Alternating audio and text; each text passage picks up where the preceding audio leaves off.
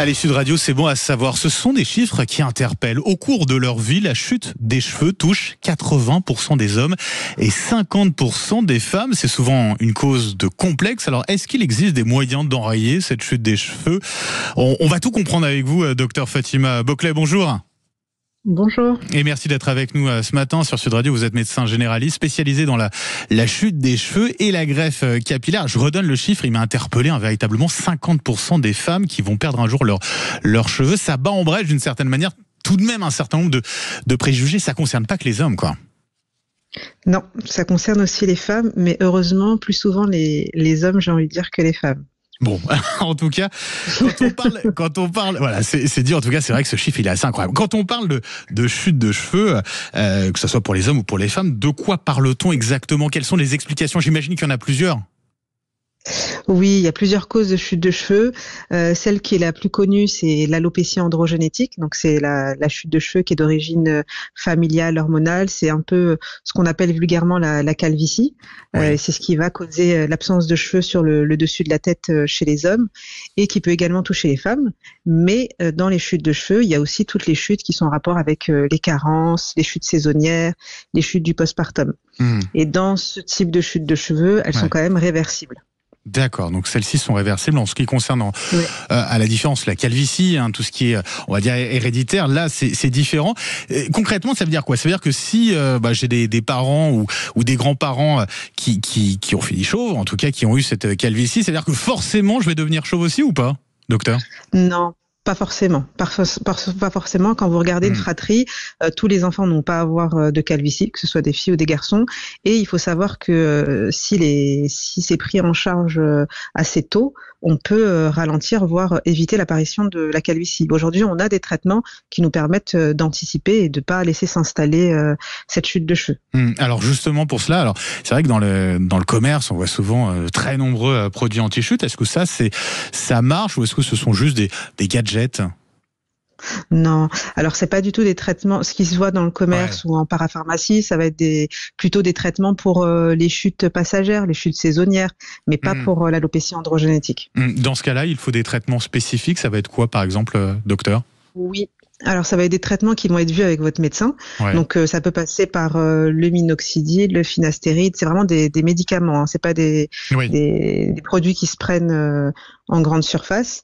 Et ça peut être aussi des injections du cuir chevelu. Donc, il y a plusieurs types de traitements, mais ça se voit avec le médecin.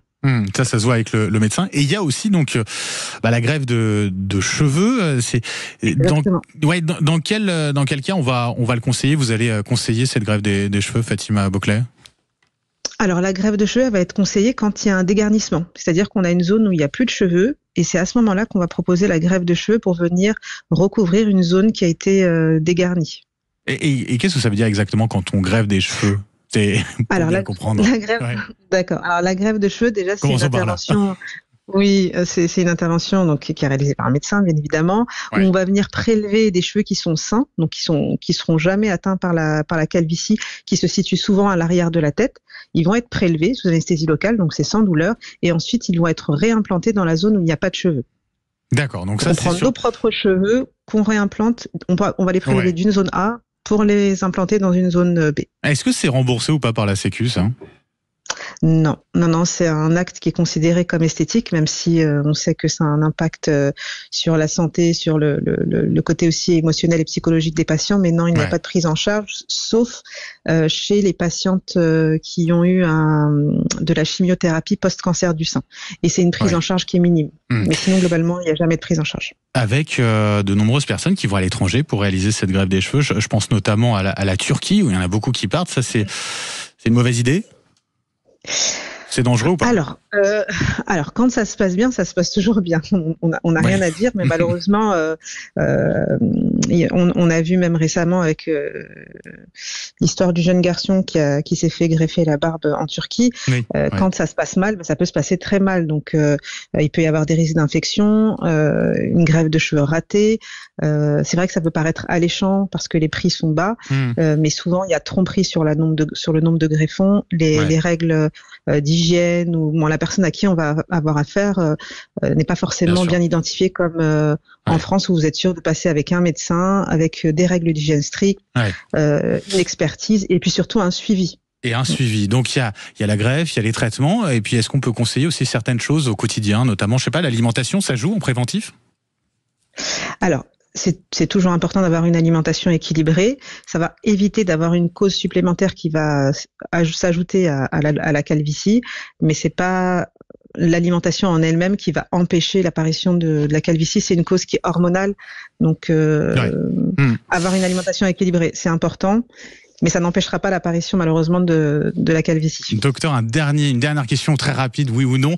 Alors, je sais pas, c'est une observation qu'on peut faire parfois. Les hommes avec des cheveux frisés, quand ils sont jeunes, sont souvent ceux qu'on va retrouver chauves ensuite. Est-ce que c'est avéré scientifiquement ou pas, ça ?